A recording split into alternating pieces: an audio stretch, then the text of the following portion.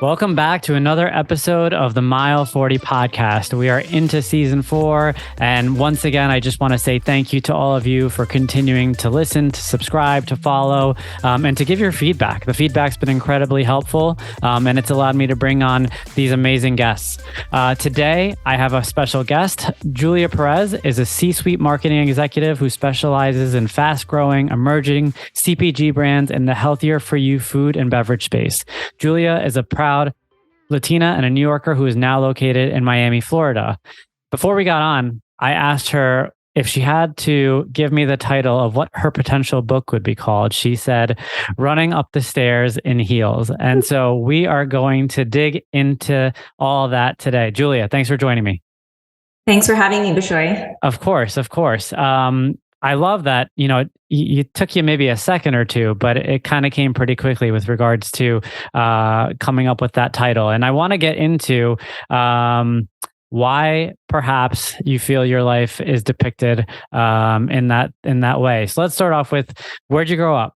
Great question, by the way. I was speaking with a friend recently and we were talking about, if we were going through a chapter of life, what would the chapter be called? And it was, I feel like stairs is, it's a good descriptor for me because I feel like I'm always going to the next thing.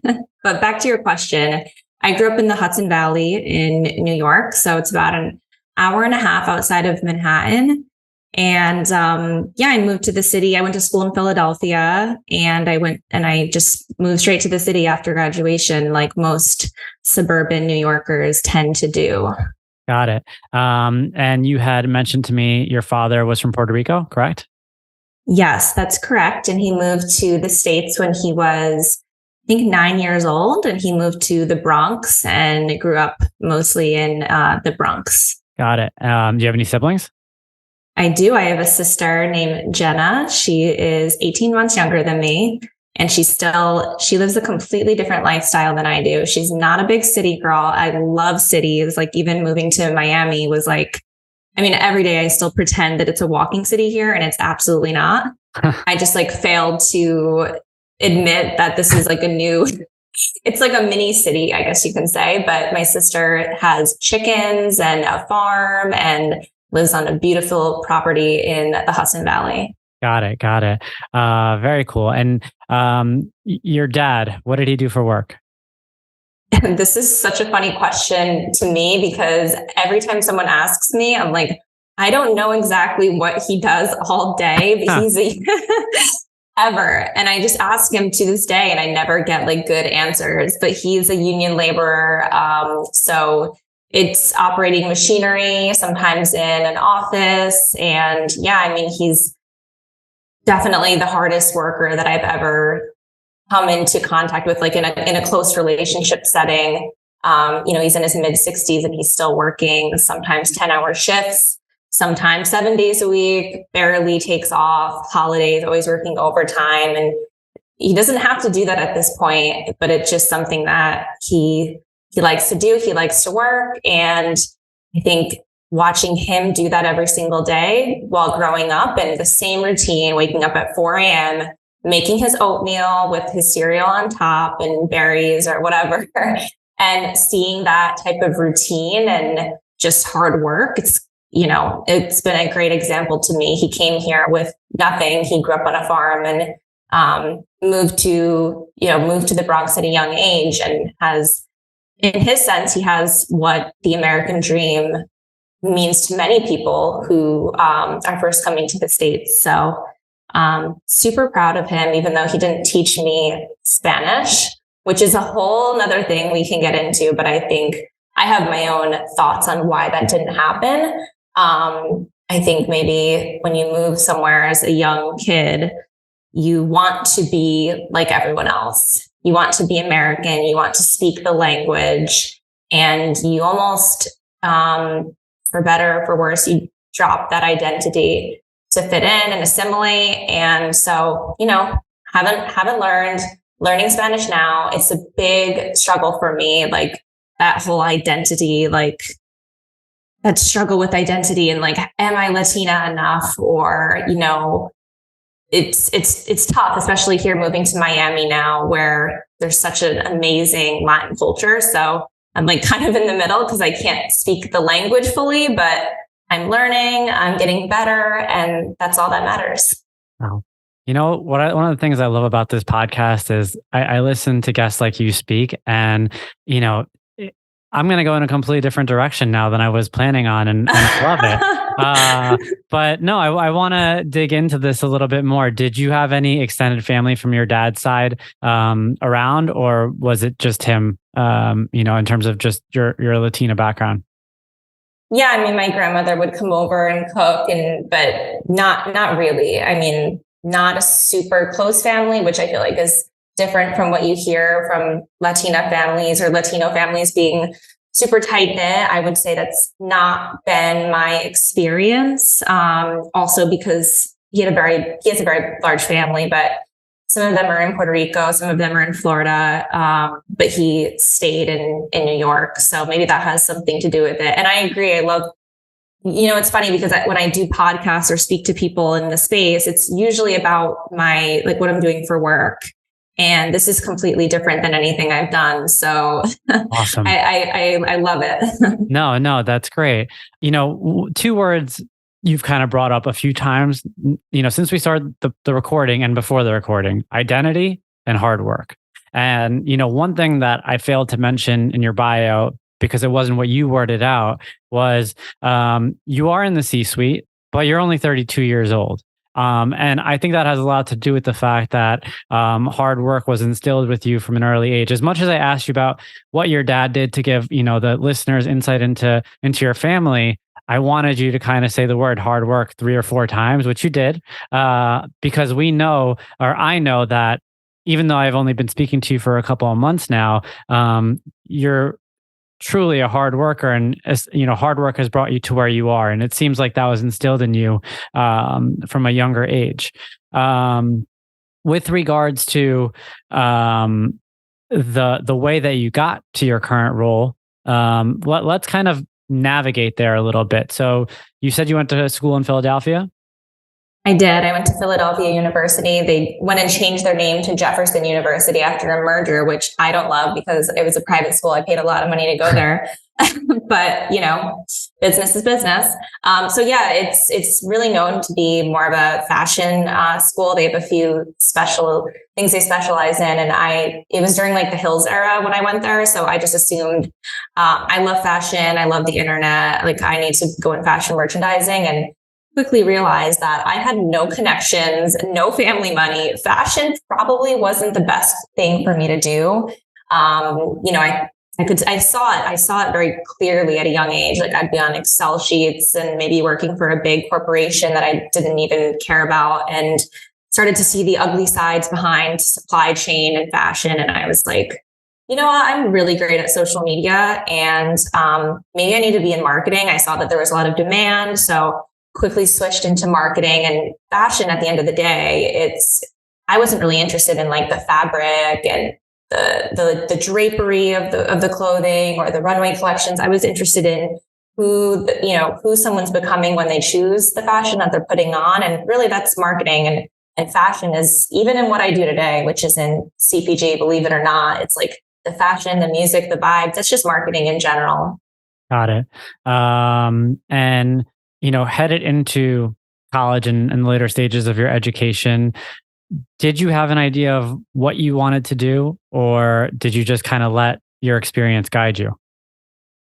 Well, it's funny because what I liked to do, I didn't know that I could get paid for it, which is just more soft skills. And I mean, of course, social media. I was always an early adopter. I had like LiveJournal. I'm like dating myself, but it's fine. LiveJournal, blurty.com, MySpace. I was the first. I would like out of all my friends, and I was designing all of the pages with coding, and I was constantly taking photos of myself, honestly, and making myself into a personal brand. And I started making friends from different schools, or around like the districts that I grew up in, small, but like internet friends. I have plenty of internet friends I still talk to today, which is so weird. So yeah, I mean, social media, like I just didn't realize at that time that it was a real thing. And I think I quickly caught on to the fact that this was like a position and saw that as, why I wanted to go into marketing.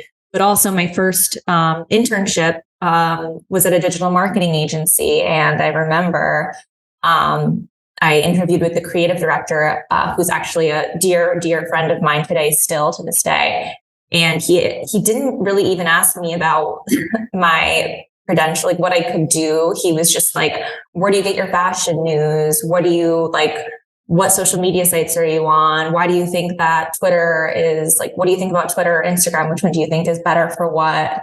And just really asking me my opinion on like how I use the internet, how I seek information, and how I find different influential news or people out there. And I was like, oh, wow, this is like really fun. Like, I can't believe I'm like getting an internship that's asking me questions like this. What's the catch? And I got the internship, and it was like super focused on like brands like Maybelline and Louis Vuitton and Revlon, just so many. I mean, like the biggest names that you can think of. And then also the Hanes Celestial Group, which is where I realized I love wellness. And eventually got a job there, and they told me, we don't know really where this position is going, but you can define it. And it's a partnership manager, and you're going to be managing all of the influencer marketing for all of our clients. So I was spending hours just researching influencers for some of the clients like I named before, and just like, okay, like what would you have this influencer do? I mean, this is 2013, so there was no one knew what was going on. And I remember I was just like, this is crazy. Like, how is this my job? This is absolutely like a dream come true. And I think it just goes to show you that sometimes, and I still struggle, like, I wouldn't say struggle, maybe that's a bad word, but something I still have to remember today is just because it's easy for you doesn't mean it's easy for everyone. And to really embrace your zone of genius. And mine at the time, I mean, I'm older now, things have changed a bit. Now I hire people to do things like this, but my zone of genius at the time was being right there in the mix, following the creators, watching social media as it evolves. And so, I always have to remind myself, even to this day, just because it's easy for you doesn't mean it's easy for everyone else. And those soft skills and those innate skills and those unique experiences that you go through every day can really be the differentiator that sets you apart in the future. I'm a big believer in that. But let me ask you, have you ever had parts of that journey, especially earlier on, where you started to doubt the ability of those, EQ focused skills to carry you forward? And, did you start to maybe think that you needed more to get ahead? Or were you persistent in, your belief that, that can carry you? The question of the century, for me, at least. Okay, so I think when you're young, you have this sort of blind, at least I did, for whatever reason, I had a blind, unshakable confidence, and it was just ignorance, I think, is bliss, and life hadn't really rocked me yet. And I was getting ahead, getting promotions at the agency, getting opportunities elsewhere, and it hadn't really rocked me. But when I started to get to the more mid-senior level, I would say like manager on the cusp of director level, I had my boss at Core Water, who, again, someone I'm really close to this day, always drill into me. Like, I mean, again, he's someone who's very book smart, quote unquote, and has all the most amazing degrees you can think of, but he's extremely creative. But he would always tell me, you have to get better with the analytics, and not even as like a dig, just like something like someone who wants to see me do even better. Yeah. And I don't think it was until COVID where I've really had that shake, like that something really shook me to my core, where I realized I needed to get closer to the numbers. And what that experience was, going back to 2019. So we'll take it back. So Core, we just had our acquisition to Keurig Dr. Pepper, big, amazing moment. And I had two people that I had worked with at Core, offer me the opportunity to go and build the digital presence at the two new brands that they were starting. And I had no interest in being an entrepreneur at that time because I still felt like I had so much to learn from other people, but they had really wanted me to work on their brands and they, couldn't hire me full time at both of the roles. So I went off and I started consulting, and that's what I was doing content. I was doing influencer, brand building, copywriting, coming up with campaign ideas, and just a little bit of everything, producing, directing, all of the creative brand building type of things, right? And then COVID came, and remember, I'm working with year one startups that are either changing where they are, in terms of ownership, raising money, trying to stay in the shelves at Whole Foods. And a number of them, I was working at this point, I had more clients than the two that I first mentioned, but a number of them, I was working with a fitness dating app, focusing on boutique fitness studios. We all know dating and boutique fitness was gone during COVID. Yep. So I lost overnight, I would say like 75% of my income. And that moment was, again, my career had always been the thing for me. Like hard work has always been it's just always been the constant in my life. Like my career has been, everything else could be falling apart, but my career was always rock solid until this moment. And it was just this unshakable, like just this terrifying moment. And I knew at that moment, I could never again be far away from analytics or far away to the sales metrics of what it takes to build a business and bring it forward. And that was the moment that I decided I needed to get some type of e-commerce boot camp. And I did. And I'm happy to go into that, but I wanted, if you have any questions. Yeah, no, I want to take a quick pause there and ask you about, again, going back to the word identity. It sounds like a lot of that, build up to that point in your life, you tied your success as an individual to your success at work. Am I right on that? I mean, right on the money. And as you kind of hit that point in COVID where things fell apart, I want to kind of walk the listeners through perhaps the emotions that you were going through at that point in terms of, did you blame yourself? Did you consider yourself a failure for maybe making that decision to leap into consulting? Did you question how you'd potentially get out of the hole, and not just necessarily financially, but even in terms of just kind of preserving your own professional reputation, which, you leaned on so heavily? Yeah, I mean, so many great questions there. So financially, I knew I'd be okay, because one thing about me is I will find a way. I had a beautiful studio apartment in Chelsea that I worked so hard to get. It was my everything. And I just knew that no matter what, there was no possible way that was going to be taken away from me. I remember looking at my investment account and saying okay, if all else fails, I'll just pay the rent for the next year out of this. It was dark. But as far as my identity, that was what really was terrifying. I just had started dating someone new at the time. And one thing about, the great success I had early in my career, in my 20s, is, like I mentioned, everything else could be falling apart around me, but my career was always rock solid. So none of my relationships were sustainable, healthy, nothing, not even close. It was embarrassing for me, I think, in the back of my head, because I was like, how can you be so great at what you do for work and then just absolutely miss in the relationship realm? And that was always I remember seeing so many successful women I looked up to and reading interviews about them and hearing them say, credit their husband or the fiance or boyfriend for whatever it was, being a support system, whatever it was. And I remember just saying, I can't even imagine what I would do if I had a solid home base. I mean, my family's amazing, but home in terms of a partner.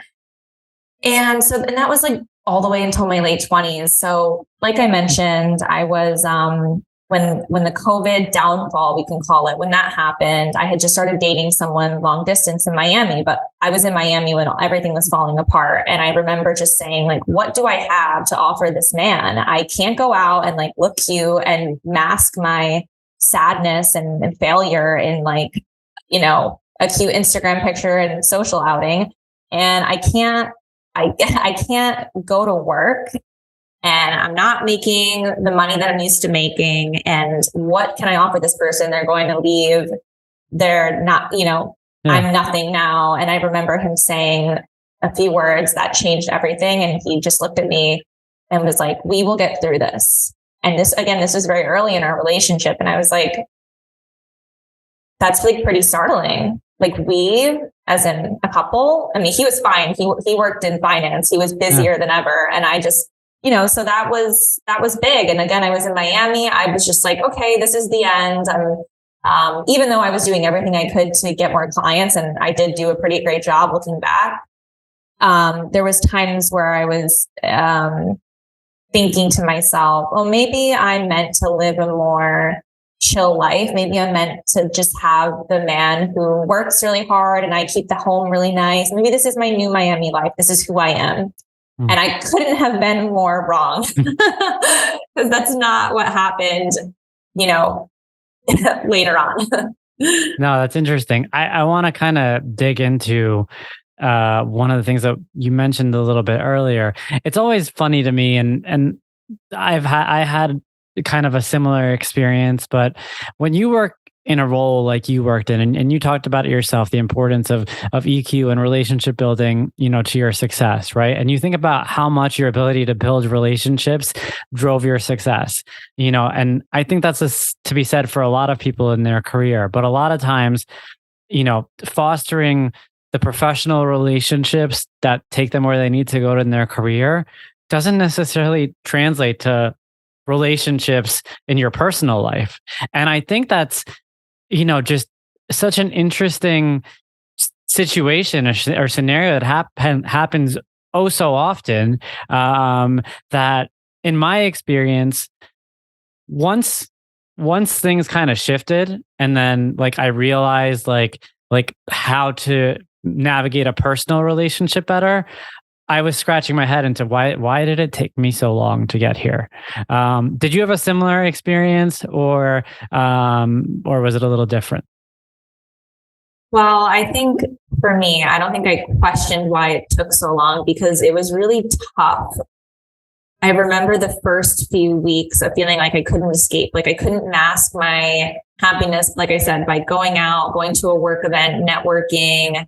I wasn't really working at the same pace that I was. I didn't have all of the things that protected me. My New York identity, which was everything to me, was gone. I was just sitting in Miami in like, you know, my boyfriend's house, and I felt like I had nothing. And I just remember feeling like like trying to escape and trying to rebel against it, like starting fights and starting arguments. And, that saying, I don't know who said it or where it comes from, but relationships are like a mirror and it projects to you what you ultimately like need to see about yourself. I think I realized that really quickly. Like, wow, I'm doing a lot to mask, to keep like a barrier around myself, and a lot of superficial, you can call them, I don't know if you can call them superficial, but like ego driven items were I was using to keep myself safe, whether it was the going out, the Instagram posting, the networking, the defining myself by my career. I mean, don't get me wrong, like COVID's over now, and like my career and like my professional relationship is just as important to me now as it was then. I think now I have a sense of, you know, separation. Mm-hmm. And my ego has been broken a little bit. But back to your question, I felt like I knew why it was hard. I don't feel like I was like, why did it take me so long? I feel like I knew why it took me so long. And that was because in New York, you're constantly, I don't want to speak for everyone, but for me, at least, I was constantly building these barriers around me that protected me and kept me safe. And I'd like to think I have grown up and grown away from that in my life now. Would you say that, especially throughout that period, you were good at being present or living life, in the present? Or were you, running at 1,000,000 miles per hour and maybe more focused on what lies ahead of you? It doesn't sound like you necessarily had too many regrets about what was behind you. So I don't know. I'll let you kind of speak to that. But were you good at being present? Was that something that you even acknowledged? Is that something that you think about now? No, I was never good at being present, including today. I'm not good at being present, and it's something that I'm actively working on. I think that goes back to the book title that I said I would give you. It's like constantly running up the stairs, like just constantly looking towards the next thing. I'm not proud of it, but I'll be honest and say that I'm not great at being present. It's something that I have to work at, and I think that's something that a lot of ambitious people, I'm sure you can relate. It's a tough one. So now diving back into the book title, why are you running up the stairs in heels? Because I think that as women, we have to, it's just harder for us, right? It's like, I'm not even running up the stairs, but I have to look good doing it. And to even pretend that the way you present as a woman has nothing to do with your success or lack thereof, or the way people view you is just like completely false. And it's important to me. I mean, I love dressing up. I love being a woman in that respect, but I think that it's so challenging. It's just like additional layer of like being of comfortability. That's the word.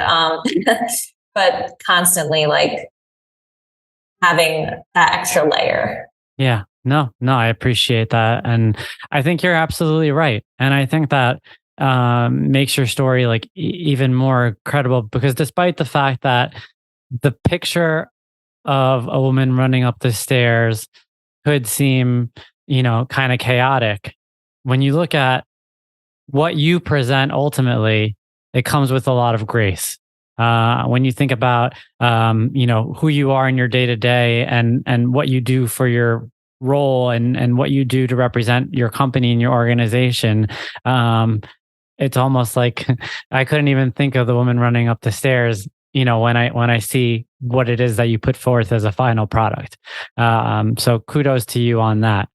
All right, so let's talk a little bit further. So you moved to Miami. And I know in our conversations, there's this constant friction between your new life in Miami and your old life in New York. And I want to dive into that for the listener a little bit, and to kind of really get into, you even mentioned like a New York identity. Do you have a Miami identity, or is that still kind of being shaped? That's a really good question.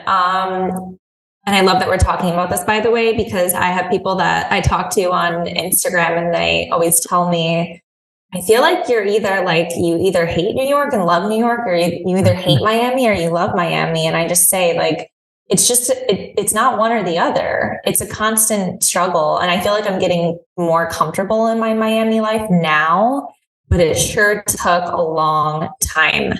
I would say my New York identity is focused on independence. And, like I mentioned before, I wasn't in any functioning relationship. So I was just doing so much by myself.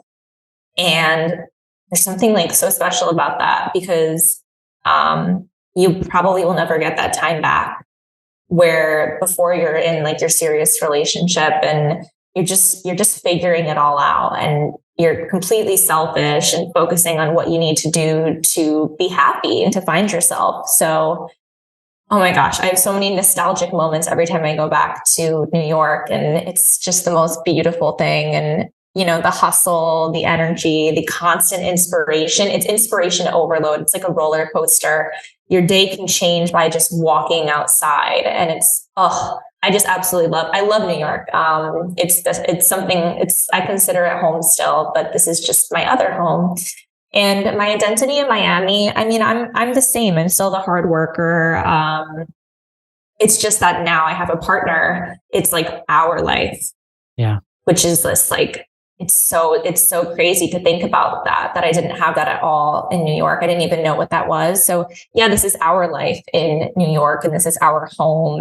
And it's a lot more active. Obviously there's a lot of like, I think people get the wrong idea about Miami. Like it's all flashy and ego driven, and it can be, but if you are in the right circles or you're just focused on what you're doing, I mean, I go to nice dinners, of course, but I think here there's more of a focus on nature and physical fitness in a sense, like not Barry's classes, but more like, you know, you're going paddle boarding or you're kayaking or you're taking a walk, you're going to the beach, and all these things are free. Yeah. And that's what I think is so special. You don't need to go out and get glitzy and glam to have the best time. You can literally go and take a beautiful walk any single day. It's pretty much always sunny, and you just walk outside and you're having fun just by being in the sun. I will say that my creativity has definitely, I struggle with like the loss of creativity here because it's just like just the little shops and the creative people in New York. And there's a huge lack of that in Miami. So here you kind of shut off your brain a little bit in a way when you're like strolling, and New York's a place for discovery. So I have to go back often or else I'll feel like my creativity is stagnant if I stay here for too long. No, I totally hear you on that. I have these conversations with my wife all the time, especially, you had mentioned that period of independence in New York. And for me, when I had that period of independence, that was the most self-growth I've ever seen, of myself. And you feel really good when even when you're growing through trying times. And I don't know if this was the case for you, when you went through your situation with COVID, but for me, like I had gone through some difficult moments in my career and in my personal life, and even accomplishing different things in terms of my fitness goals. And it was all during that period when I was kind of independent in the city and uncovering who I was and what I was capable of. And one of the things that, this might be crazy to say, but one of the things that I potentially fear about one day not being in the city is losing the power of those moments of growth. Not to say that, again, you're not growing in Miami, but did you have that same fear?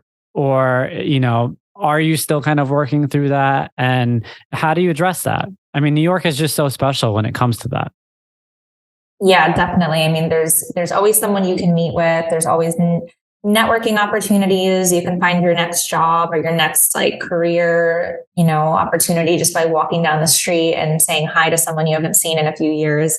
It's so magical. So when I first came here, I felt like, well, that's my life. Like I had a good run. I'm going to just chill out. And again, by the way, there's absolutely nothing wrong with taking a chill approach and cooking and cleaning and being home as a woman. Believe me, that sounds absolutely lovely. I love fitness. I love home. I love cooking. I love being home, but it's also not, I don't know if that's for me right now. Right. Yeah.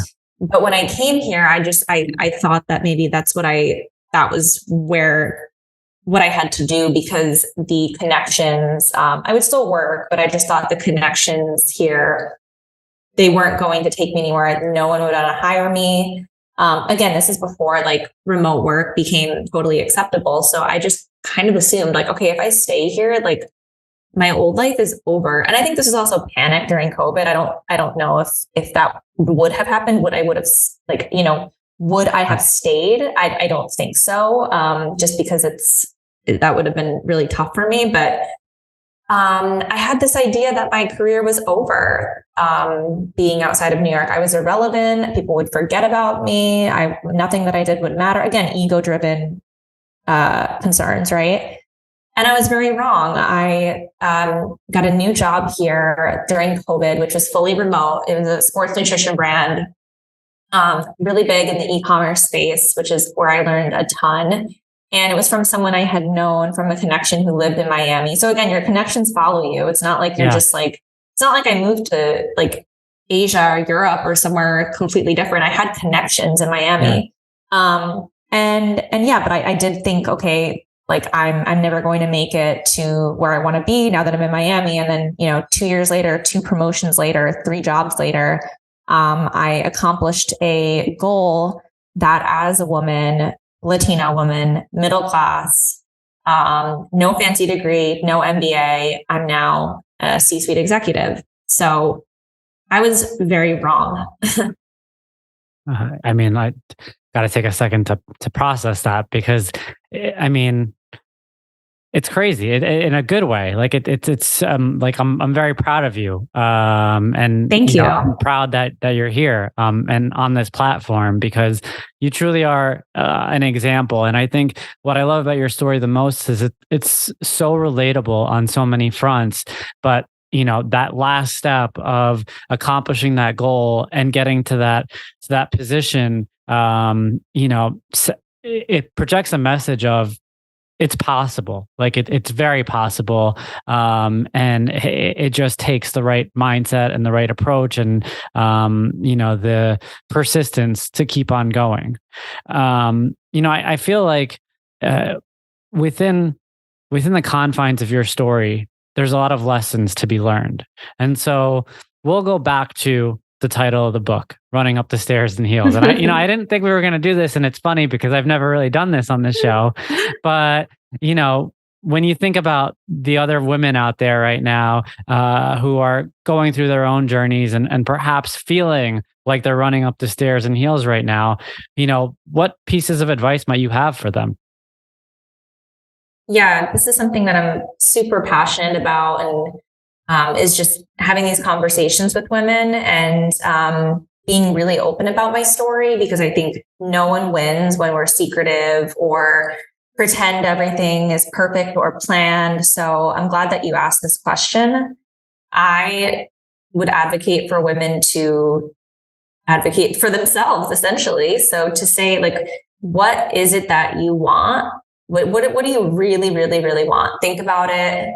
What do you really want? Are you saying that you want to be the VP of marketing because you think you'll never be the CMO? Or do you truly just want to be the VP? And again, that's fine. But like, I was one of those people who said I wanted to be the VP of marketing because I didn't think I would ever have a C in front of my name, right? But my advice would be to really, when you're going for a job, to make sure that you are interviewing and you're selecting the job for the team. Don't select it for the title. Of course, you want to have a great product and a great brand, but really make sure that you adore the team and you feel like that you can grow. If that's what you want to do, if you want to grow, really make sure that your manager is going to be someone that will empower you. And then do not be afraid to say what you want. And again, it doesn't have to be, I want to be the CMO or I want to be the CEO but if you want a promotion in a year, then say, hey, I'm really excited to work here. And I mean, of course, like, read the room, don't do it the first day you're hired. But again, if that's a goal and that's, your specific goal, make it very clear, because your manager should ultimately be telling you what it takes to get there and setting you a path, setting a path for you to grow into what your goals are. So if you have a goal, hey, in a year, this is where I see myself. In 5 years, this is where I see myself. How can we build a plan to help me get there? And if your manager's not helping, if you once let your manager know that that's your goal and they're not going to do it for you, let's be clear. But if they're not, setting the plan with you or laying out some type of framework for you and working with you to get there, then that's not the right fit for you. And I want to be very, very clear. Jobs are it's not a soup kitchen, right? And it's not the manager isn't there to do that for you. You still have to do the work, but have those open conversations as often as possible, because there's nothing embarrassing about having ambition. Hey all, it's me, Bishoy. As a marathon runner and endurance athlete, I've come to understand the importance of properly fueling your body for preparation and recovery. Every day, you get a shot at success. How you start your day typically paints a picture of what the rest of the day will look like. Start your day with a super convenient, healthy, and delicious nutritional win. Meal 1 by Creatures of Habit. Overnight oatmeal packed with 30 grams of plant-based protein, chia, flax, and pumpkin seeds. Vitamin D3, omega-3s, a probiotic, and digestive enzymes, made in under 1 minute. Stop wasting time or worrying about what to eat as your first meal of the day. Start with meal one. Visit creaturesofhabit.com, creatures spelled with a K, and use code MILE40 for 15% off a one-time purchase or the first subscription order payment. Absolutely.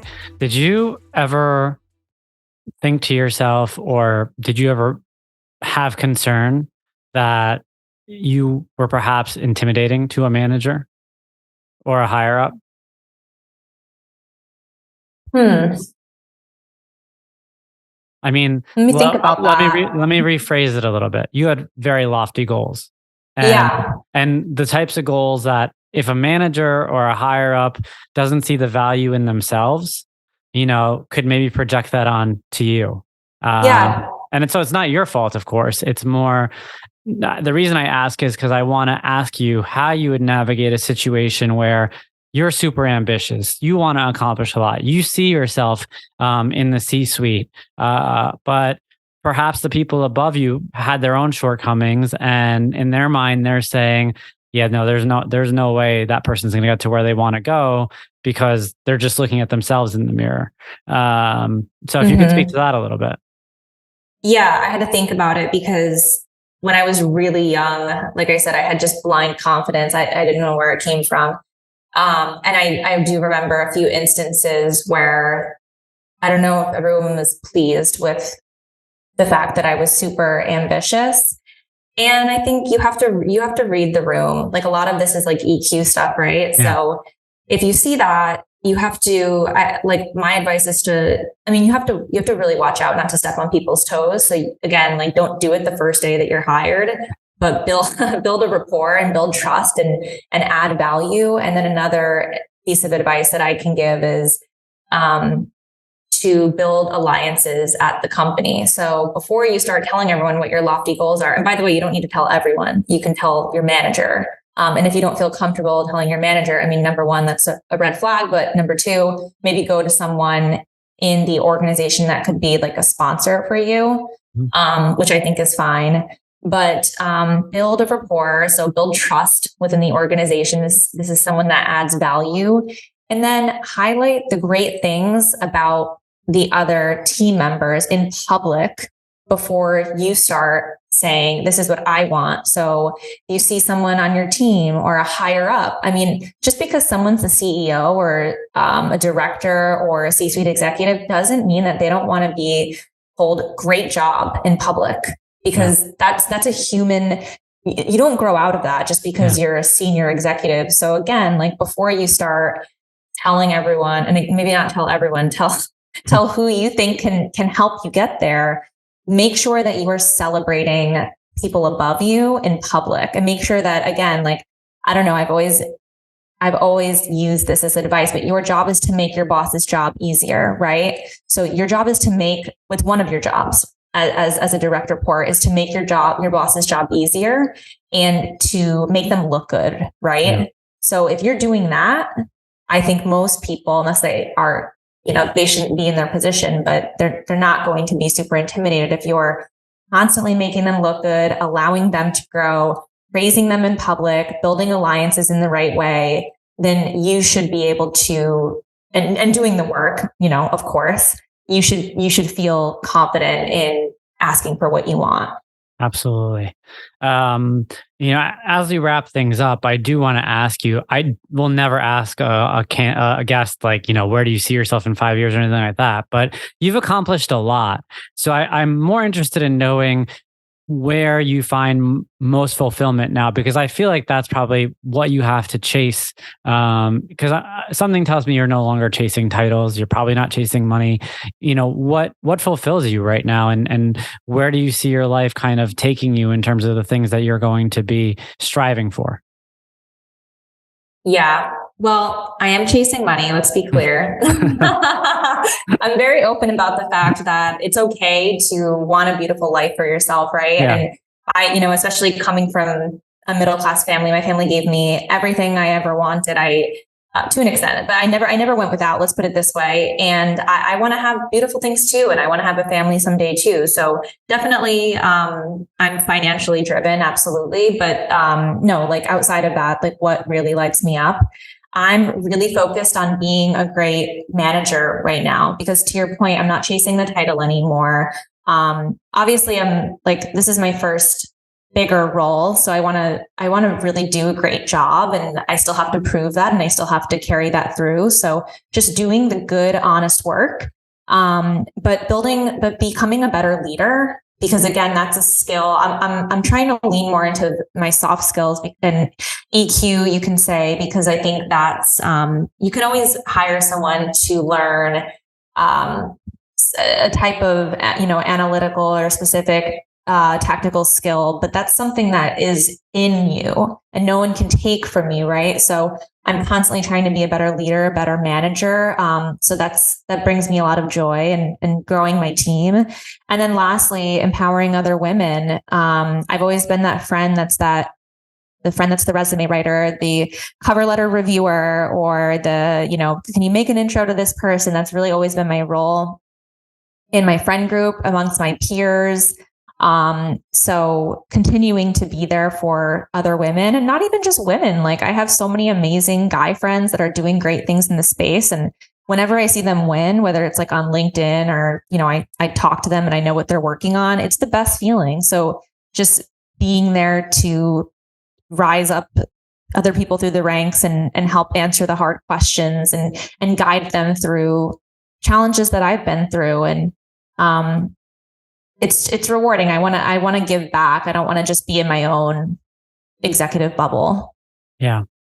What advice do you have for leaders out there, who perhaps could overlook a Julia somewhere, like, a young Julia somewhere, because clearly you've got what it takes, right? But there are so many instances of managers or people in decision making roles who might overlook someone such as yourself, and so what advice do you give to leaders out there? And I'm sure it's something that you employ as well, as you're looking for people, and as you're building a team. Can you speak to that a little bit? Yeah, and I think what you mean is potentially look over someone that maybe doesn't have the flashy degrees or the pedigree, quote unquote. And I would assume that someone who would be looking over someone who doesn't have those qualities, maybe they have those qualities and that's why they don't think someone else is worthy. I would tell them that you need to fill your blind spots, and you need to fill your gaps in an organization. So if there's already one of you that has the, I hate to even use the word like pedigree or status, like, I don't know, degrees, fancy degrees. Why does your entire team, unless you're doing something very technical, like we're not talking about surgery, we're not talking about, doctors, things like that.